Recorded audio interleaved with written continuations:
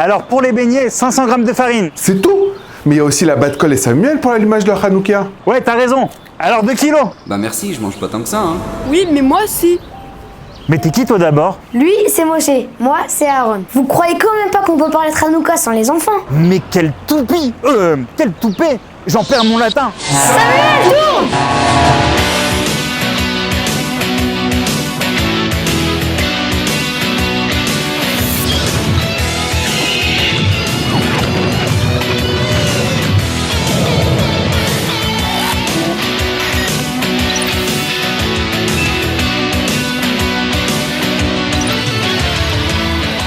Ah, Hanouka. Les bougies, l'odeur des beignets, les latkes pour les ashkénazes et les cadeaux pour les enfants. Mais d'où viennent ces coutumes? Hé, la Bat-Kol, attention!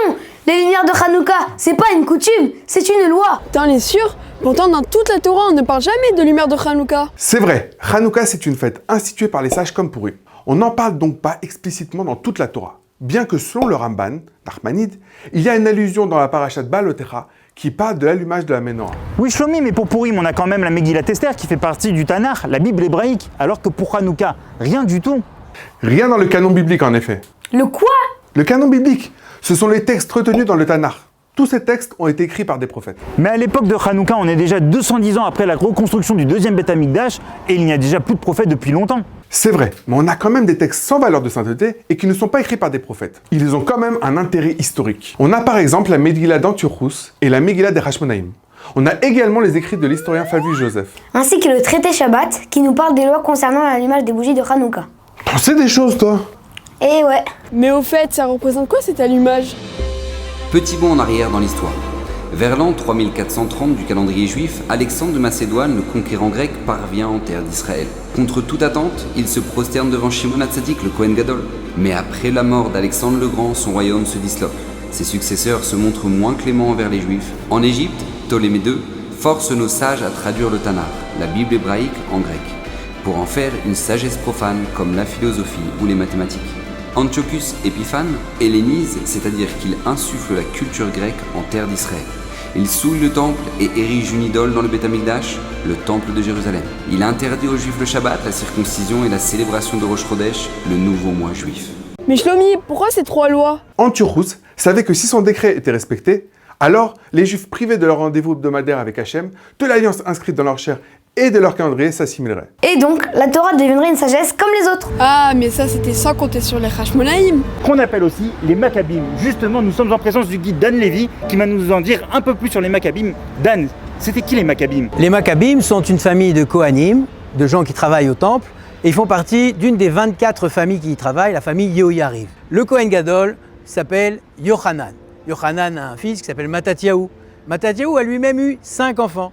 Ces 5 enfants ont décidé, sous l'impulsion de leur père, de se lancer contre la révolte des Grecs. Et ils vont, chacun à leur tour, attaquer l'armée d'Antiochus et ils vont la déjouer dans tous les plans jusqu'à arriver à Yerushalayim, à réussir à enlever non seulement toutes les idoles et toutes les statues, mais également à retrouver le service et l'allumage de la Ménorah à l'époque du Beth Amikdash, en cette année de l'époque du deuxième temple. Mais les Maccabim, c'était vraiment une petite famille qui, comme ça, a réussi à combattre toute l'armée grecque. Alors bien entendu, ils n'auraient pas pu une seule famille combattre. Donc ils ont réussi, avec leur statut de Kohanim, d'attirer énormément de gens autour d'eux. Et à la méthode de Moshe Rabbeinu à l'époque, qui disait « Mil Hashem Elai », à l'époque du veau d'or, eh bien Matatyahu a réussi à réunir autour de lui de nombreuses personnalités, mais également des grosses masses du peuple qui se sont lancées à la gloire du nom de Dieu. Mais ça veut dire quoi, Maccabi? Plusieurs opinions. 1. Les initiales de la devise des Hashmonaïm. Le verset « Micha mocha ba'elim Hashem » qui est comme toi parmi les puissants, éternels. 2. Les initiales de Matityahu Kohen ben Yochanan, le Kohen Gadol. 3. Écrit avec un kouf à la place du kaf, ça peut signifier marteau, car les Maccabim cognaient les Grecs avec la force du marteau. 4. Le vrai terme serait en fait Matzbi, avec un tzaddik à la place du kouf. Matzbi signifie l'enrôleur, car les frères Hashmonaïm, en particulier Yehuda, enrôlaient les Juifs dans leur armée pour lutter contre les Grecs. En lettres latines, on aurait retranscrit Matzbi avec un CCD. Et en perdant la cédille, ça donne Maccabi. Mais vous êtes tous les copains? On est à Armananetiv, tout près d'un aqueduc construit par les Hashmonaïm. Dan, un aqueduc pour combattre les Grecs? Mais non, pas pour combattre les Grecs, on les a déjà battus, ça y est, ils sont morts et enterrés. C'est un aqueduc qui sert, après la victoire des Hashmonaïm, d'amener de l'eau depuis le sud de Jérusalem, à 20 km d'ici, jusqu'au Har HaMoriah, jusqu'au mont du Temple, pour que l'eau puisse desservir tous les gens et tous les grands Kohanim qui servaient au temple. Vous voulez que je vous fasse rentrer à l'intérieur? Eh bien avec plaisir, on y va. Alors on va rentrer, tu vas voir, c'est très étroit. Donc cet endroit a été retrouvé il y a quelques dizaines d'années, suite à des nombreuses fouilles archéologiques.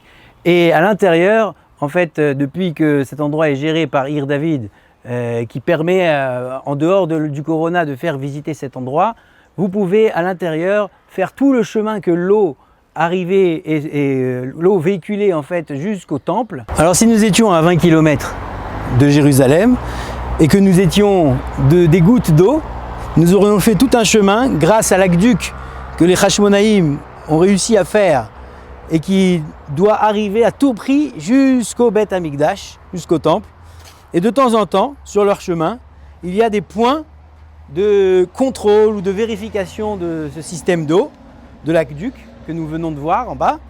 Et à l'approche des fêtes de Pessah, Shavuot, Sukkot, on vérifiait que tout était en place pour que l'eau puisse arriver pour les besoins des gens qui viennent pour les 3 fêtes. Ça permettait de vérifier que c'était pas bouché par exemple. Exactement. Donc l'envergure de cet aqueduc nous montre à quel point les Hashmonaïm avaient une puissance bien après leur victoire sur les Grecs. Ces Kohen qui étaient des Kohen Gadol, mais qui se sont donnés à la gestion d'un pays, ont malheureusement cumulé le rôle de roi et de Kohen et de prêtre, et c'est ce qui a amené en fait à leur perte. Mais Shlomi, ils sont devenus quoi les rois Hashmonaïm? Leur fin assez tragique est relatée dans la Gemara. Hérode, un serviteur du palais des Hashmonaïm, se révolte contre ses maîtres et les élimine tous pour s'affranchir et pour devenir roi. Ironie du sort, après avoir fait échouva de ses nombreux crimes, c'est Hérode qui rénove le Beth Amikdash et qui en fait un monument splendide. Mais revenons à Hanouka. Après une ultime bataille qui oppose Antiochus, son général Bagris et son armée d'éléphants aux Maccabim, c'est la grande victoire des Juifs qui libèrent le temple, détruisent les idoles et reprennent le service des Kohanim, les prêtres qui servent dans le Beth Amikdash. Mais pour allumer la menorah, problème. Toutes les fioles d'huile ont été souillées par les Grecs. Une seule est retrouvée intacte dans le Beth Amikdash, avec le sceau du Kohen Gadol. Mais elle n'est suffisante pour allumer la menorah qu'un seul jour. Or il faut 8 jours pour produire une nouvelle huile d'olive pure. Pourquoi 8 jours pour fabriquer de l'huile? Presser de l'huile, ça prend quelques heures. 2 réponses sont rapportées par nos maîtres. La première réponse, c'est qu'il fallait 4 jours aller et 4 jours retour pour se rendre dans les oliveraies qui permettaient de produire cette huile. Et la deuxième explication, c'est que les oléiculteurs, les producteurs d'huile, étaient eux aussi devenus impurs en participant au combat. Il leur fallait donc 7 jours de purification et 1 jour pour produire l'huile. C'est pour ça qu'on allume la Hanoukia pendant 8 jours, puisque la petite fiole d'huile qui devait durer pendant 1 jour resta allumée 8 jours, le temps de produire une nouvelle huile. Mais alors le miracle il a duré 7 jours, pourquoi on fait 8 jours de Hanouka? Très bonne question.